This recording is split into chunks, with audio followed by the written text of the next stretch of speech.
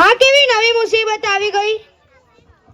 માફ કરો પવન પુત્ર, માફ કરો, પરંતુ હું તમારા રસ્તાની બાધા નથી. તમે કોણ છો? હે મહાવીર મારુતિ, હું મૈનાક પર્વત છું. પર્વત? હા પર્વત. હે પવન પુત્ર, તમારા પિતાએ પહેલા મારી મદદ કરી હતી, તેથી હું તેમનો આભારી છું, અને તે ઉપકારના બદલે હું તમારી મદદ કરવા માંગુ છું. અને સમુદ્ર દેવતાની પણ આવી જ આજ્ઞા છે, કારણ કે તેમના પર શ્રી રામના પૂર્વજ એટલે કે મહારાજ સગરનો ઋણ છે.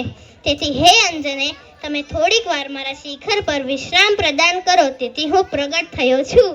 હે આદરણીય વૈનાક પર્વત, તમારો અને સમુદ્ર દેવનો ખૂબ ખૂબ આભાર, પરંતુ હું મારા સ્વામી શ્રી રામનું કાર્ય કરવા નીકળ્યો છું.